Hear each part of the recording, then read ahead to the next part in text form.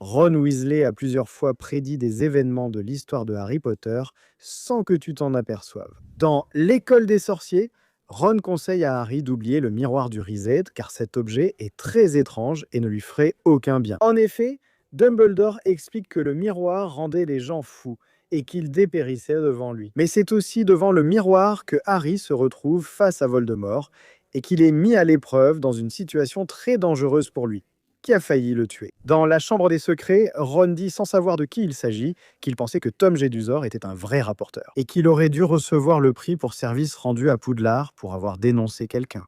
Il ne connaît pas ce Tom Jedusor. Il semble juste être le plus grand rapporteur. Et regarde, il avait raison. Parce que Tom Jedusor a reçu ce prix pour avoir dénoncé Hagrid. Et toujours dans La Chambre des Secrets, il dit ceci à propos de Tom Jedusor. Peut-être qu'il a tué Mimi, il aurait rendu service à tout le monde.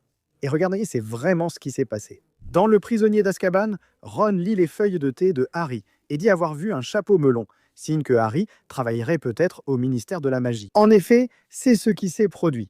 Harry et Ron ont travaillé au ministère de la magie adulte, devenant Aurore. D'ailleurs, Harry a ensuite dirigé le département de la justice magique au ministère. Dans La coupe de feu, Ron et Harry inventent plein de prédictions juste pour les mettre dans le devoir de Trelawney. Parmi ces prédictions, ils annoncent que Harry serait en danger à cause du feu, perdrait quelque chose de précieux et serait trahi par une personne de confiance. C'est ce qui arrive dans ce livre. Harry est en danger à cause du feu face au dragon lors de la première tâche du tournoi des trois sorciers.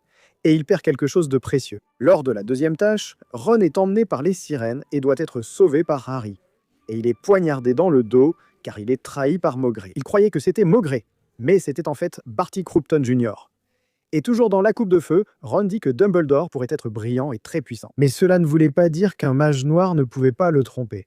Et Ron avait raison, car c'est exactement ce qui s'est passé. Il y avait un mange-mort infiltré à Poudlard, tout ce temps sous le nez de Dumbledore. Et il s'est fait avoir.